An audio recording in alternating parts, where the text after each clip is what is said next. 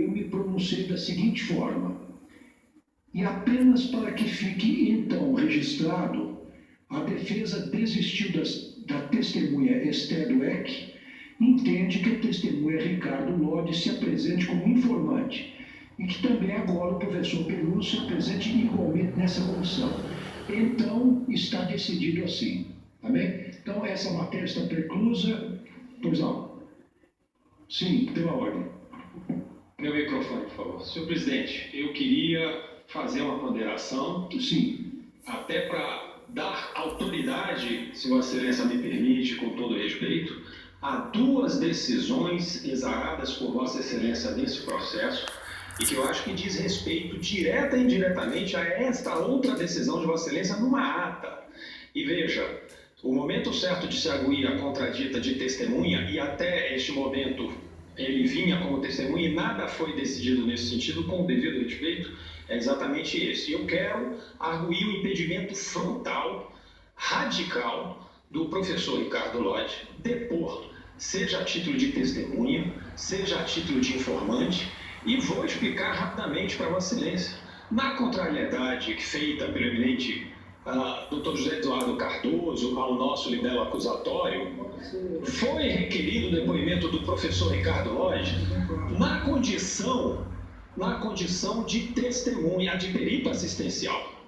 Vossa Excelência, e aí eu renovo a Vossa Excelência, de fato, Vossa Excelência tem razão que a matéria está preclusa, porque a decisão de Vossa Excelência não foi nem objeto de recurso. Porque Vossa Excelência disse: a produção da prova pericial encontra-se superada. Não há diferença alguma do professor Ricardo Lodge aqui, que se encontra presente, entre o fato dele ter sido assistente da pericial para a condição de testemunha ou de informante. Ele funcionou no processo e existe uma relação horizontal.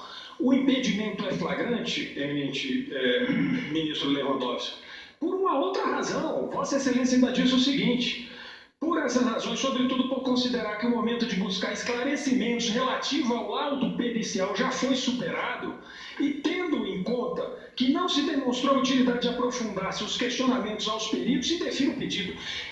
Com todo respeito, só para concluir, Excelência, eu estou no exercício da advocacia. Não, Vossa Excelência não vai interromper o presidente. Não estou, por favor. O senhor, por favor. Então, Vossa Excelência é o advogado, deve respeito ao presidente, que aqui está na qualidade de juiz, e eu respeito Vossa Excelência como advogado. Mas, por favor, não me interrompa.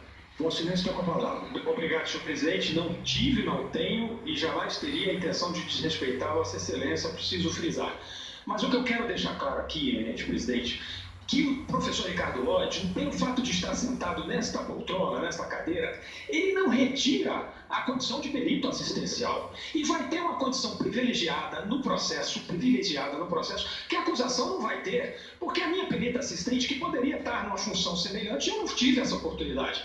E aqui, com todo respeito, doutor José Eduardo Cardoso, houve, não vou dizer uma manobra, porque eu não acusaria Vossa Excelência de fazer uma manobra processual, mas é como se fosse, com toda a vênia, um drible no processo, porque, de novo, senhor presidente, com todo respeito, ele requeriu novamente o testemunho e a presença do professor Ricardo Lodge. Vossa Excelência, em 22 de agosto, disse: mantenho por seus próprios fundamentos a decisão relativa ao indeferimento do pedido de esclarecimento aos peritos. O que eu preciso só renovar, Vossa Excelência, é que ninguém pode servir a dois senhores ao mesmo tempo. O professor Ricardo Lodge já serviu como perito neste processo. Ele não pode servir nem como testemunha, nem como informante. Eu peço vênia mais uma vez, senhor presidente. Essas duas decisões foram proferidas no processo em relação à pessoa do professor Ricardo Lodge. E, novamente, para não ser repetitivo, é preciso notar que ele também é advogado e tem um mandato, tem uma procuração no processo do Tribunal de Contas da União. Portanto, mais do que um interesse, mais do que um conflito de interesse, ele tem o dever de advogar com a presidente afastada.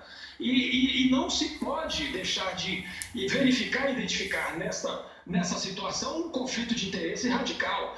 E se tudo isso, com a devida vênia, ainda não fosse o suficiente, é preciso deixar claro que, no meu respeitoso entender, o inciso 3º do parágrafo 2º do artigo 447 do CPC também é fonte subsidiária de aplicação.